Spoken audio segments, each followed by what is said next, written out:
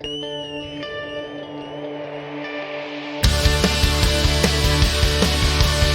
everybody, this is Tony Falzone, a motivated medic. Today we're going to be talking about fear and our environment and how those two work together, how they work against each other. So stay tuned for today's episode.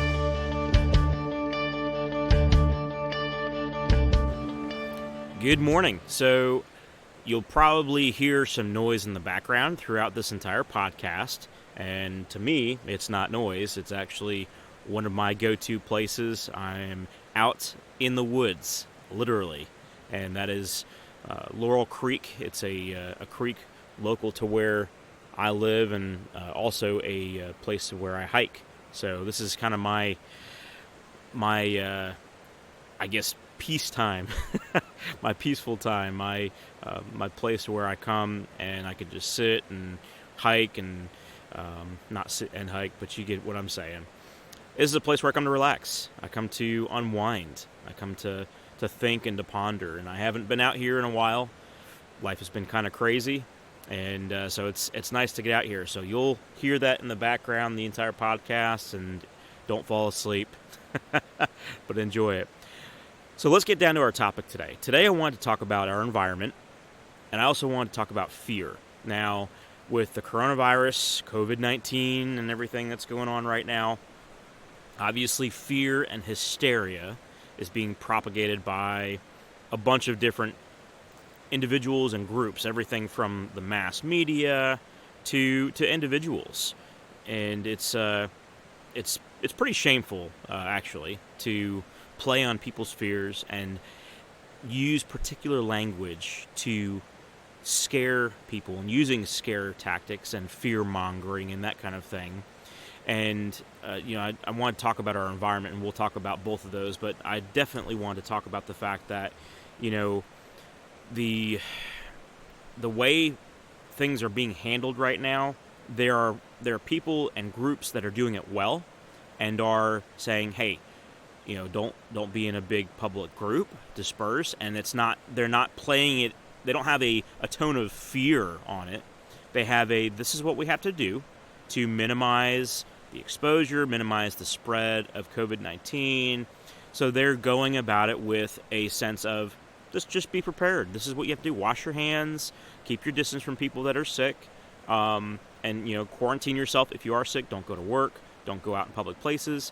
So right, they're giving us information to help us hopefully improve the situation.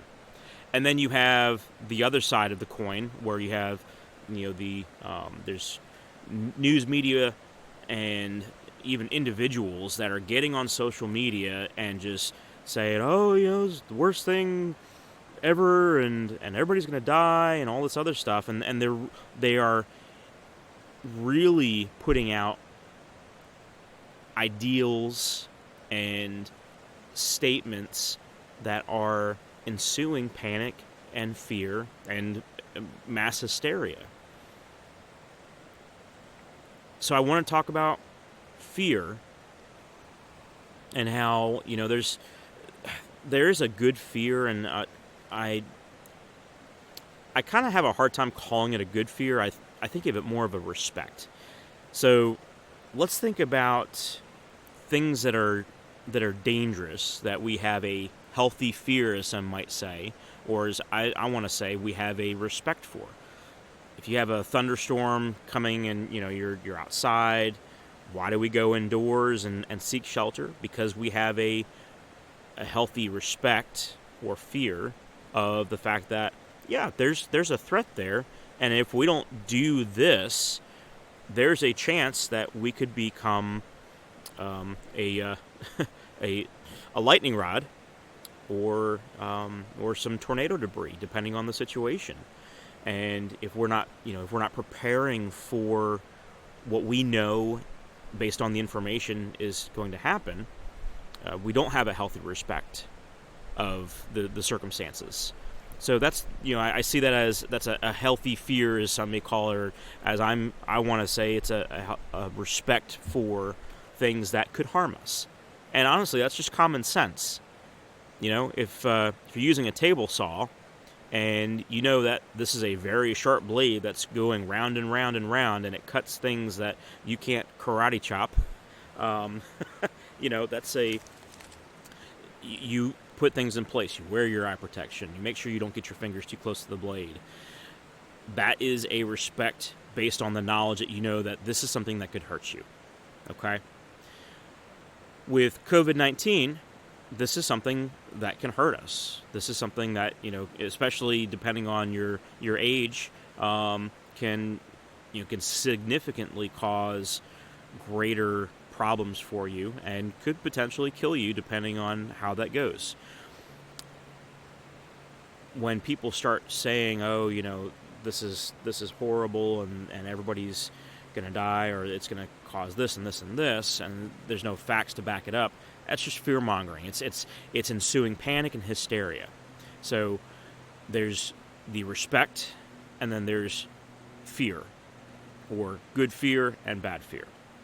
Let's look at our environment. How does this play into our environment?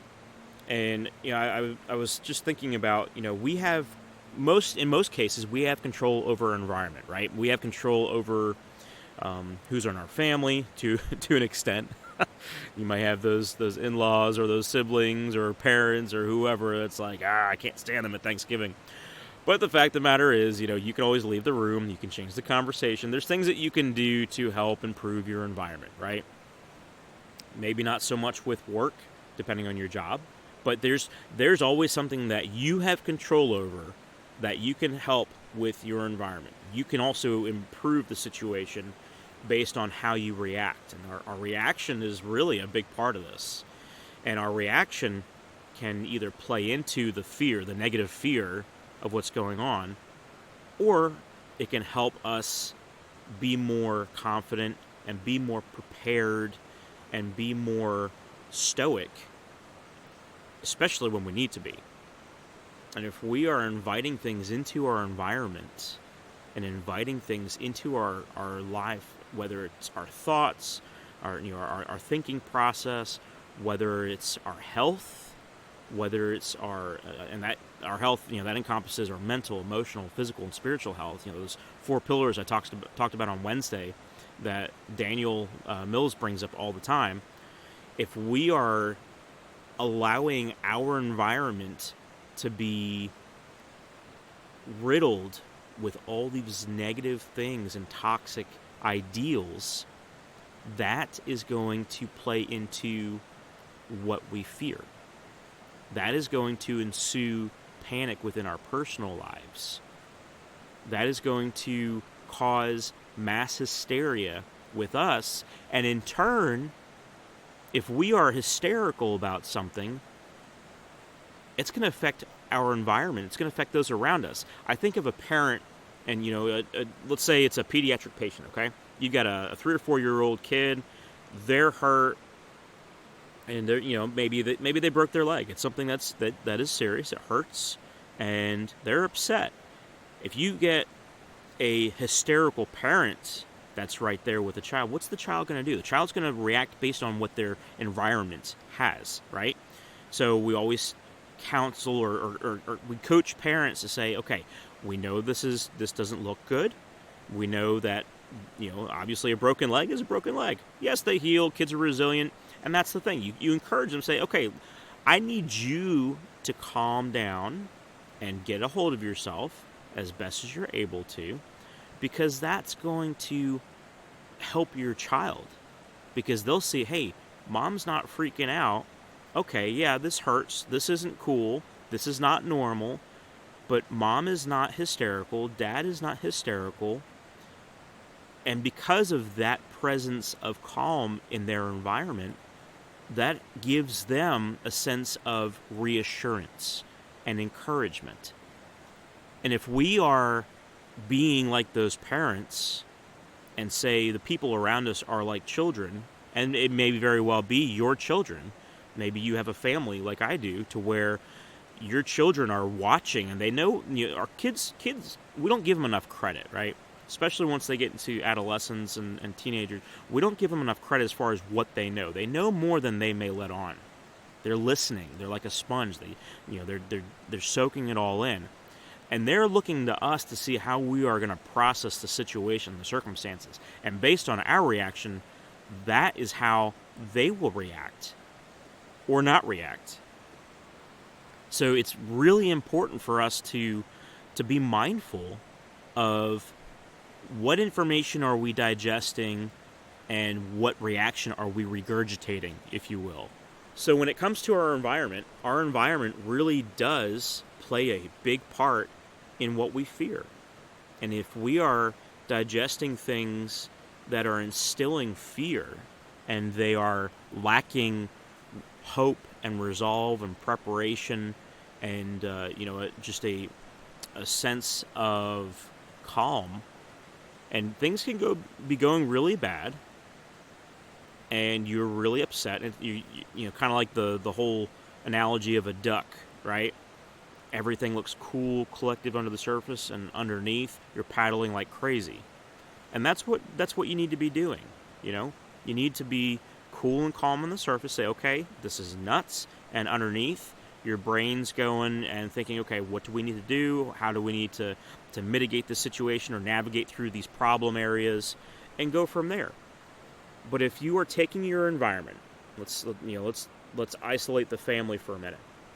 If you are taking your family, your spouse, your children, maybe your extended family, and especially if you're a paramedic, EMT, if you're an emergency room nurse or physician, this is a potentially very, very scary time for our family. Are they going to bring something home to us? Are they going to get sick? Are they going to die?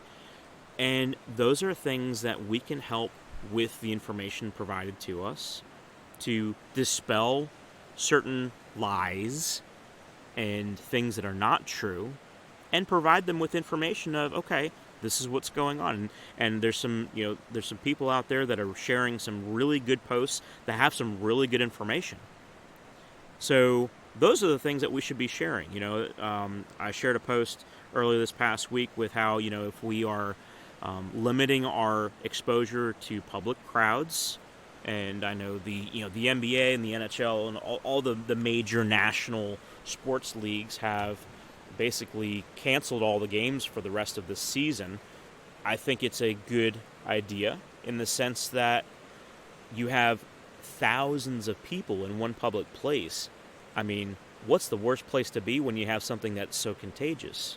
A public place with a lot of people that are very close, especially in an area that's secluded. It's not open air, that kind of thing. So with all that to say, if you have your family and you are giving them the proper information and sharing things with other people, with your social media that helps prepare people and gives them factual things that they can do to improve their situation, like washing their hands. It's a novel idea.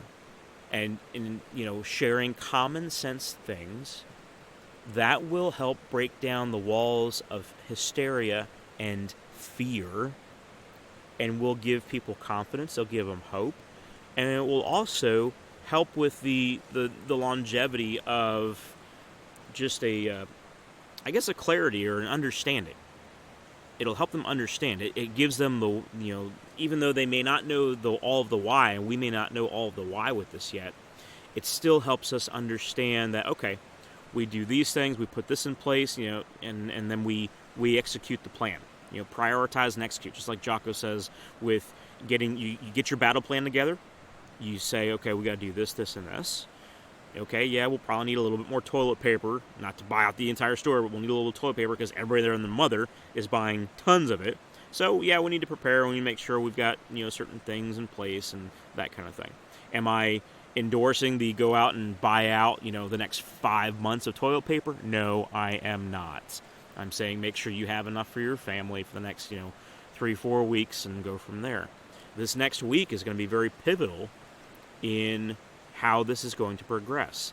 And with the proactive actions of both organizations and even some of our government entities, I'm choosing to be positive about how this is going to go. Now, obviously, we don't know. Ultimately, we don't know what's going to happen in the next 2, 3, 4 weeks next month. We are 50 days ahead of China in all this. So, but I wanted to put a podcast out that addresses the environment that we have control over, and how we are dispelling the lies and the rumors, and everything that there's people that are saying, oh, this case came into this hospital, and that, if you have an authoritative body like a health system, and they are, and I promise you, the health systems are working very, very hard and very, very diligently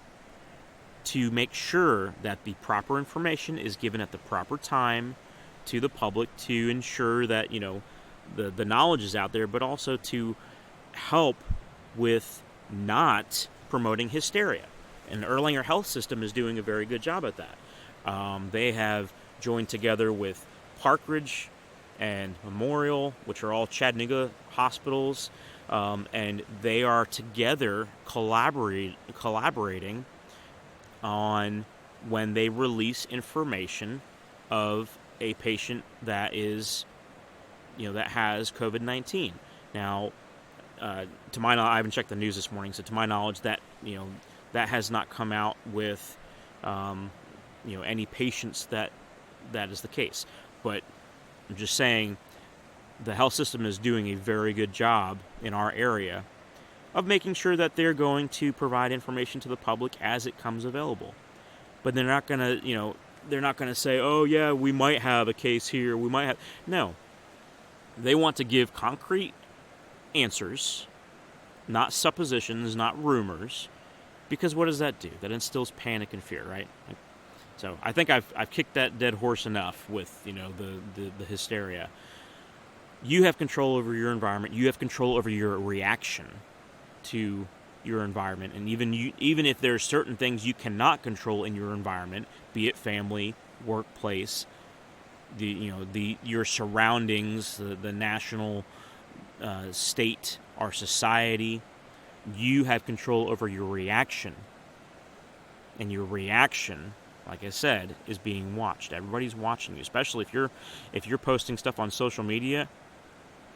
That's, people are looking for anything to hop on board with and put out there and disseminate, to where it's like, oh yeah, this person said this, and this. So be very careful about what you say on social media, especially in times like this. Be somebody that is imparting truth. Be somebody that is imparting facts. And if you are going to cite something or share something, make sure that person or that group that you're sharing has all their stuff together. Make sure that research is accurate. Check your sources. Don't just put something out there just to put it out there, just to say that you're joining in with doing something. Check it out. Make sure that it's true. Also, as we're doing this, make sure you're building people up, encouraging people that are, that have bought into the hysteria.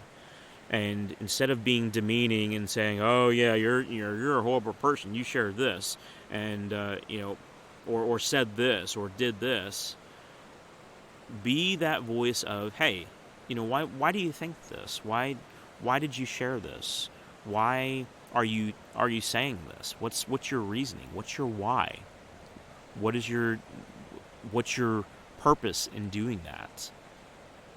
And try to dispel it, because if they're latched onto that hysteria, if they are truly believing and bought into the panic, and you are now a reasonable, sound voice, you may be able to help them see the error of their ways and what they're believing or listening to, and could quite possibly help them reverse their panic and hysteria, or at least stop it anyway.